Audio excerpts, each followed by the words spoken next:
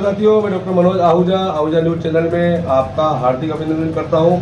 Ahuja news bulletin देखने से पहले हम आपको बता दें, हमारा न्यूज़ चैनल कोई प्रोफेशनल चैनल नहीं है। हमारे से जो लोग जुड़े हुए हैं, जो हमारे सब्सक्राइबर्स हैं, उनकी खबरों प्राथमिकता से दिखाना हमारा पहला उद्देश्य है। इसके साथ ही हम लीगल अपडेट दिखाते हैं। इसके अलावा मसूदा विधानसभा से जुड़ी खबरें दिखाना भी हमारी प्राथमिकता में शामिल है। कहीं भी किसी के साथ अन्याय हो रहा हो, किसी के साथ अत्याचार हो रहा हो, वो यदि हमारे पास खबर भेजते हैं तो हम उस खबर को प्रॉपर मंच तक पहुंचाते हैं, उसकी आवाज़ बनने की कोशिश करते हैं। हमारा न्यूज़ चैनल ऐसे कई लोगों को उनकी समस्याओं को निवारण कर चुका है। आज फिर हम आपके पास महत्वपूर्ण खबरें लेकर के आ रहे हैं। और अगर आपने हमारे न्यूज़ चैनल को सब्सक्राइब नहीं किया है तो आइए, आप भी हमारे परिवार के सदस्य बनिए, हमारे न्यूज़ चैनल से जुड़िए। आपकी खबरें भी दिखाना हमारी प्राथमिकता है। आइए आज की विशेष खबरें देखें। राजस्थान राज्य विधिक सेवा प्राधिकरण के निर्देश से आज आने वाली 12 मार्च को राष्ट्रीय लोक अदालत के प्रचार प्रसार हेतु विधिक जागरूकता रैली का आयोजन किया गया। तालुका विधिक सेवा समिति के सचिव गौतम चावला ने बताया कि राष्ट्रीय लोक अदालत के व्यापक प्रचार प्रसार हेतु आज तालुका विधिक सेवा समिति की अध्यक्षा एडीजे कुंतल जैन तथा सिविल जज मर्यादा शर्मा ने विधिक जागरूकता फैलाने हेतु मोबाइल वैन को हरी झंडी दिखाकर रवाना किया गया। साथ ही मोबाइल वैन के माध्यम से प्राधिकरण के संदेश न्याय सबके लिए एवं न्याय आपके द्वारा को ज्यादा से ज्यादा फैलाया जाएगा, ताकि हर जरूरतमंद को न्याय प्राप्त करने में सुगमता और सहजता प्रदान हो। मोबाइल वैन द्वारा राजस्थान राज्य विधिक सेवा प्राधिकरण द्वारा चलाए जा रहे बाल विवाह निषेध अभियान बाल विवाह को कहे ना के दौरान बाल विवाह के दुष्परिणाम, बाल विवाह से समाज में फैलने वाली बुराइयों जैसे कि बेमेल विवाह, कम उम्र में हुई शादी के परिणाम स्वरूप पैदा होने वाले बच्चों की स्वास्थ्य संबंधी कमजोरियों तथा बाल विवाह से बच्चों की शिक्षा पर होने वाले प्रभाव तथा उनके भविष्य में जीविका के उपार्जन में आने वाली बाधाओं आदि के बारे में जानकारी दी जाएगी। मोबाइल वैन के माध्यम से कानूनी जागरूकता अभियान केकड़ी शहर सहित गांवों में मोबाइल वैन के जरिए जागरूकता शिविरों में हर जरूरतमंद के संवैधानिक अधिकार कर्तव्यों, विधिक सेवा प्राधिकरण की कार्यप्रणाली, नात्सा व रात्सा की जन कल्याणकारी योजनाओं तथा विभिन्न कानूनी विषयों, प्राधिकरण की संपूर्ण सेवाओं तथा स्थायी लोक अदालत जनोपयोगी सेवाओं आदि के विषय रखे गए हैं। जागरूकता अभियान में रालसा नालसा प्राधिकरण के कानूनी सहायता संदेश, पीड़ित प्रतिक स्कीम, साक्षी मूल्य योजना, लोक अदालत द्वारा समझौता व प्री लिटिगेशन पर मुकदमे के निस्तारण के संदेश को गांव-गांव व ढाणी-ढाणी तक पहुंचाया जाएगा। संपूर्ण तालुका विधिक सेवा समितियों से लेकर ग्राम पंचायतों तक प्रचार प्रसार किया जाएगा।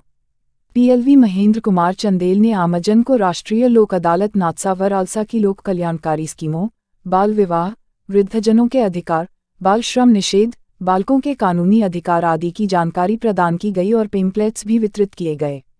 रैली को रवाना करते समय राजकीय उच्च माध्यमिक विद्यालय के छात्र व विधिक साक्षरता प्रभारी एवं व्याख्याता विनोद कुमार जैन, शिक्षक पुरुषोत्तम सैनी, शारीरिक शिक्षक रामधन जाट, पीएलवी महेंद्र कुमार चंदेल मौजूद रहे। अधिवक्ता बार एसोसिएशन के आगामी 25 फरवरी को होने वाले चुनाव में अध्यक्ष पद पर त्रिकोणीय मुकाबला देखने को मिलेगा। निर्वाचन अधिकारी हेमंत कुमार प्रजापति ने जानकारी देते बताया कि 16 फरवरी को दोपहर 3 बजे तक नामांकन वापसी के बाद अध्यक्ष पद पर सुखदेव चौधरी, राजेश सुकरिया, फारूक खान खत्री चुनावी मैदान में है।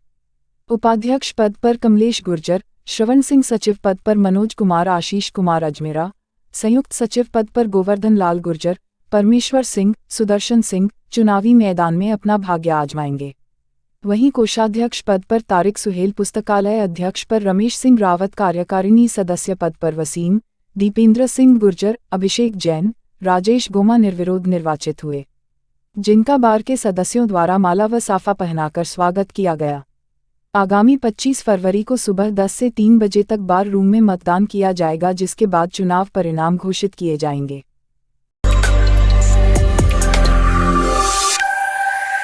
माननीय राजस्थान राज्य विधिक सेवा प्राधिकरण जयपुर के निर्देशानुसार व श्रीमान सचिव जिला विधिक सेवा प्राधिकरण अजमेर, अपर जिला एवं सेशन न्यायाधीश अजमेर रामपाल जाट के मार्गदर्शन व कार्यालय आदेश की अनुपालना में आगामी राष्ट्रीय लोक अदालत दिनांक 12 मार्च के संबंध में आमजन को जागरूक करने तथा लोक अदालत के व्यापक प्रचार प्रसार हेतु आज दिनांक 16 फरवरी को विधिक साक्षरता क्लबों में रैलियों का आयोजन किया गया।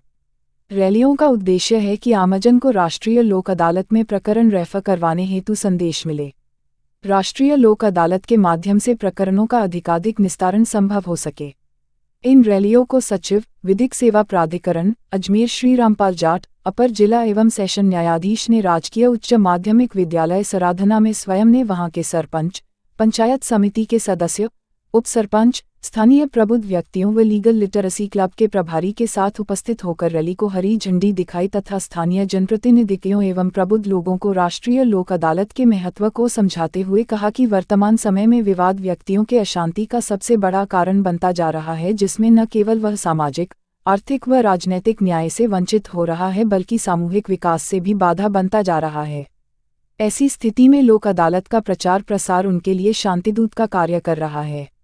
अतः सभी व्यक्तियों को राष्ट्रीय लोक अदालत के अपनी भूमिका निर्धारित करते हुए विवादों का निपटारा करवाएं।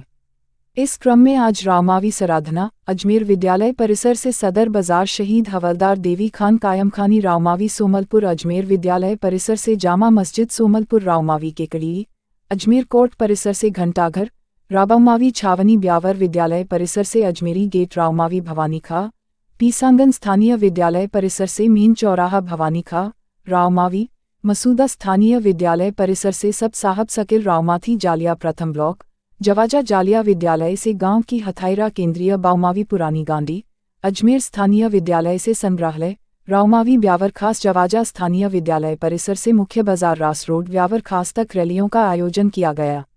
विशिष्टतया बच्चों ने नारे लाए कि लोक अदालत का है ये नारा, हर कोई जीता न कोई हारा। लोक अदालत जाएंगे, विवादों को सुलझाएंगे, उलझकर हम छोटे छोटे झगड़ों में क्यों व्यर्थ ही अपना समय गंवाएं। होगा अंतिम लोक अदालत का निर्णय, आपस में सुलह कर झगड़े सुलझाए। पैरा लीगल वॉलेंटियर्स का प्रशिक्षण शिविर भी आयोजित हुआ।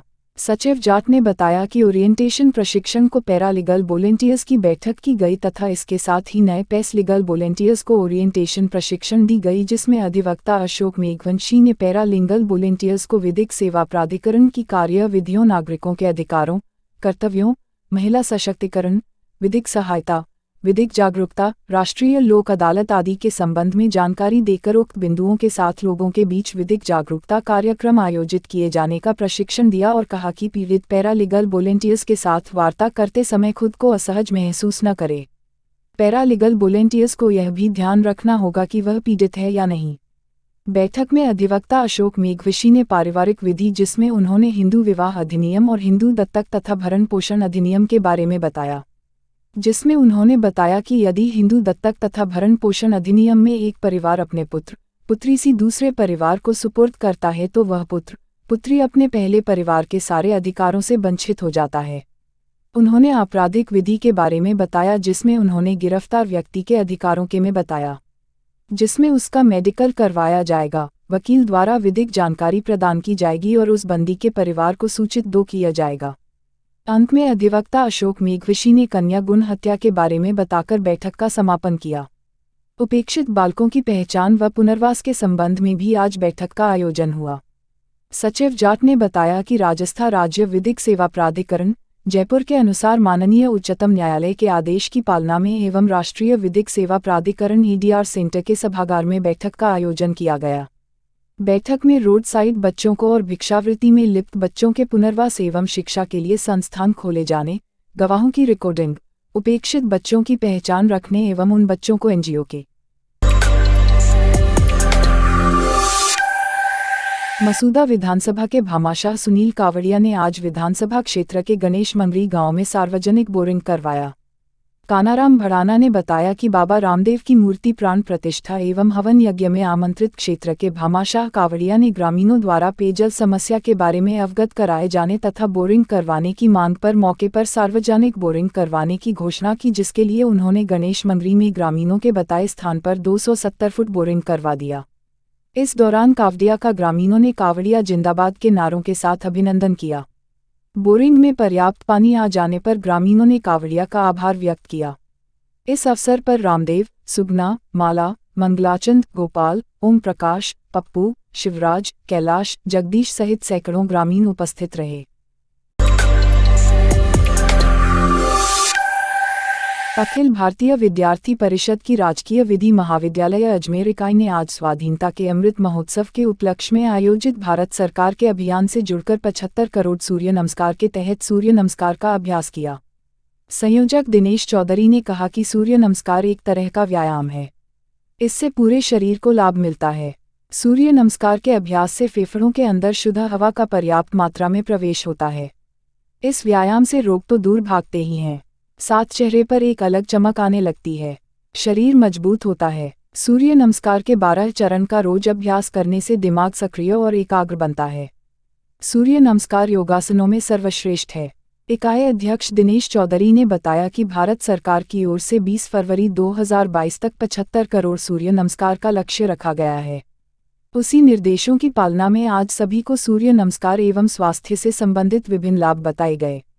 यह अकेला अभ्यास ही साधक को संपूर्ण योग व्यायाम का लाभ पहुंचाने में समर्थ है। इसके अभ्यास से साधक का शरीर निरोग और स्वस्थ होकर तेजस्वी हो जाता है। वर्तमान समय में जीवन की भागदौड़ से मनुष्य योग के द्वारा ही तनाव रहित व स्वस्थ रह सकता है, इसलिए विद्यार्थी जीवन से ही बच्चों का योग व प्राणायाम की आदत डालनी चाहिए। इसलिए कहा गया है कि स्वस्थ शरीर में स्वस्थ मस्तिष्क का निवास होता है।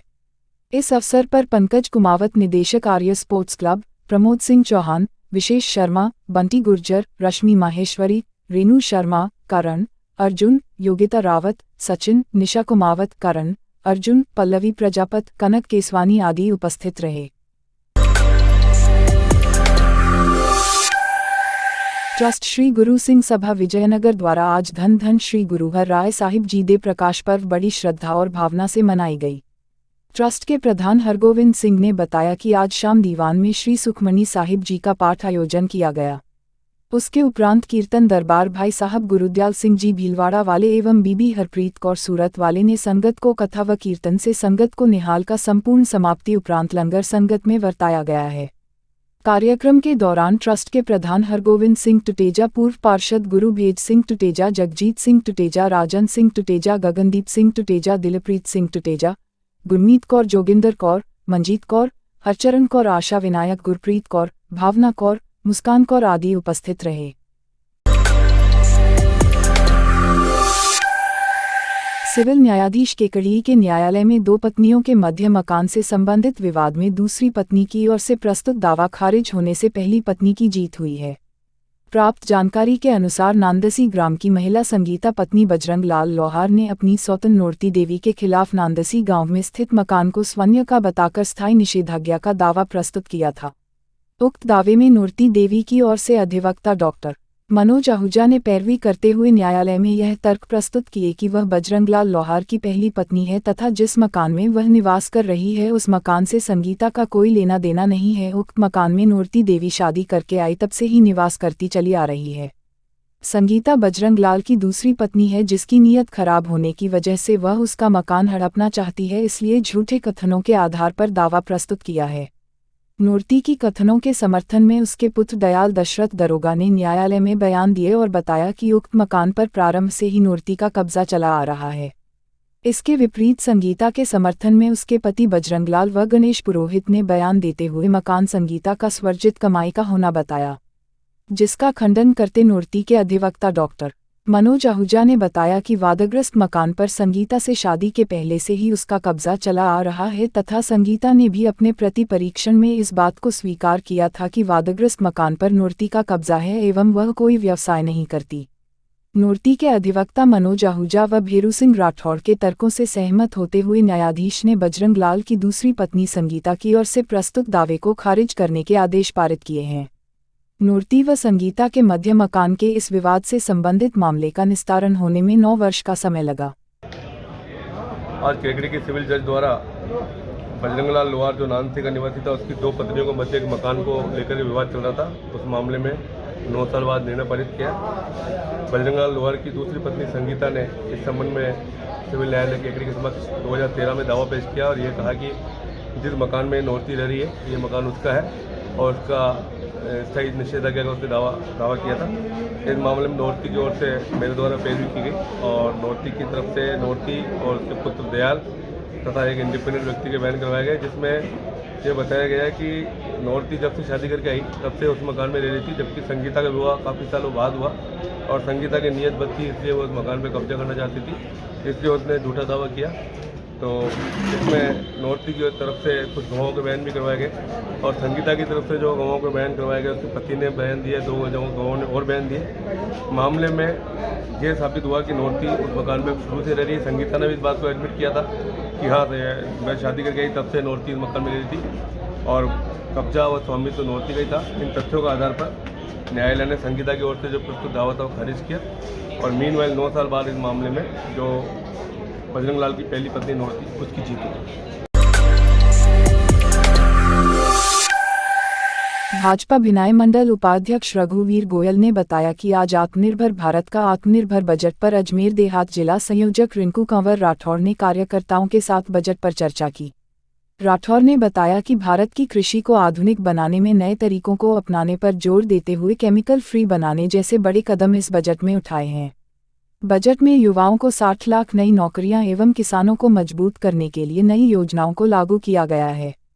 बजट पर चर्चा करते हुए सह संयोजक सुभाष वर्मा भिनाई ने बताया कि मोदी सरकार का बजट देश की प्रगति एवं दूरगामी सोच वाला बजट है। वर्मा ने संबोधित करते हुए कहा कि यह बजट इतने दूरगामी सोच का बजट है कि कुछ दशक बाद इसे टर्निंग पॉइंट या मील का पत्थर की तरह देखा जाएगा। यह बजट उस तैयारी के साथ आया है कि भारत अपनी आज़ादी की 100वीं सालगिरह मनाते समय कितना सशक्त हो सकता है। उस भारत की नींव को मजबूत करने के लिए ढांचागत सुविधाओं के विकास पर जोर है। इस बजट में लाखों करोड़ों रुपए का आवंटन विभिन्न योजनाओं के लिए किया है। पूंजी खर्च का इतना बड़ा आवंटन भविष्य के प्रति उत्साहजनक सोच को दिखाता है। बजट में 50,000 करोड़ रुपए हॉस्पिटल सेक्टर में खर्च किए जाएंगे। किसान निधि में 68,000 करोड़ रुपए खर्च कर 11 करोड़ किसानों को लाभ पहुंचाया जाएगा। सह संयोजक दीपेंद्र सिंह ने बजट पर कहा कि सभी वर्गों का समावेश बजट में किया गया। मोदी सरकार का बजट गांव, गरीब, किसान सभी के लिए समर्पित है। युवाओं को अधिक रोजगार मिलेंगे। वहीं महिलाओं के लिए आत्मनिर्भर बजट पर सुविधाएं दी गई है। केंद्र सरकार के बजट के पत्रक सभी कार्यकर्ताओं को वितरण किए गए। बजट चर्चा में प्रधान संपत राज लोढ़ा, मंडल अध्यक्ष दावराम शर्मा, युवा मोर्चा अध्यक्ष ऋषिकेश दौसाया, दीपक तिवारी, ओम प्रकाश माली, संजय लोढ़ा, फूलचंद माली, प्रभुलाल जीनगर, पंकज दवे, उमेश जी गोस्वामी, ओबीसी मोर्चा अध्यक्ष गोविंद राम प्रजापत, मंडल उपाध्यक्ष राजू गोयल, महावीर गोयल, गोपी राम वैष्णव, तेजुजी आचार्य, रतनजी आचार्य इत्यादि भारतीय जनता पार्टी के कार्यकर्ता उपस्थित थे। गुरुवार को एक मृतक के परिजनों को कंपनी कार्मिकों द्वारा बीमा क्लेम राशि सुपुर्द की गई। विश्वदेव कुमावत ने बताया कि एयरटेल पेमेंट बैंक बचत खाता धारक न्यारा निवासी 28 वर्षीय प्रदीप गुर्जर पुत्र रामदेव की 1 माह पूर्व एक्सीडेंट में मृत्यु हो गई थी। बचत खाता धारक को बीमा क्लेम राशि 5 लाख रुपए दी जानी थी, जिसे गुरुवार को कंपनी के अधिकारी नितिन राय, मोइन पठान एवं डिस्ट्रीब्यूटर विश्वदेव कुमावत ने मृतक की माता को सुपुर्द किया। उन्होंने बताया कि मृतक प्रदीप की माता नारायणी देवी के बाघसुरी स्थित यूनियन बैंक खाते में संबंधित अमाउंट जमा करवा दिया गया।